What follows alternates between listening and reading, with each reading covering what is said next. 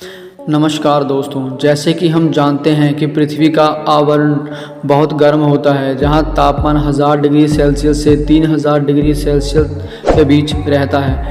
ऐसे में अंदर मौजूद चट्टानें अधिक तापमान की वजह से पिघल जाती हैं और एक तरल पदार्थ बनाती हैं। यह पिघला हुआ तरल पदार्थ मैग्मा कहलाता है, जो चट्टानों की अपेक्षा हल्का होता है। हल्का होने की वजह से यह पृथ्वी की ऊपरी सतह तक आ जाता है और बाहर निकलने लगता है, जिसे ज्वालामुखी का जन्म होता है। तो आज इस लेख में हम ज्वालामुखी के बारे में विस्तार से अध्ययन करेंगे कि ज्वालामुखी क्या है, कैसे फटता है। ज्वालामुखी, जिसे अंग्रेजी भाषा में वोल्केनो भी कहा जाता है, पृथ्वी की सतह पर बनी एक दरार या छिद्र होता है, जिसे लावा, चट्टानों के गर्म अंश, राख या गर्म गैस बाहर निकलती रहती है।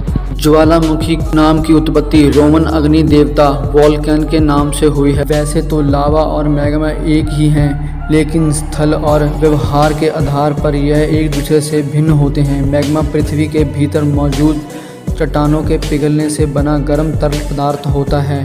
जब यह तरल पदार्थ गैसों के मिश्रण के साथ ज्वालामुखी से बाहर निकलता है तो लावा कहलाता है। ज्वालामुखी तब फटता है जब पृथ्वी के नीचे मौजूद पिघली हुई चट्टानें, जिन्हें मैग्मा कहा जाता है, सतह की तरफ उठती हैं। मैग्मा पृथ्वी के मेंटल में चट्टानों के पिघलने से बनता है। हमारी पृथ्वी की सतह पट्टियों की एक शृंखला में टूटी हुई हैं, जिन्हें टेक्टोनिक प्लेट्स कहा जाता है। जब यह टेक्टोनिक प्लेट्स एक दूसरे से दूर जाती हैं या एक दूसरे के नीचे स्लाइड करती हैं, तो पृथ्वी के मेंटल के पिघलने की प्रक्रिया शुरू होती है और मैग्मा बनता है। मैग्मा चट्टानों से हल्का होता है, इसलिए पृथ्वी की सतह की तरफ उठा होता है।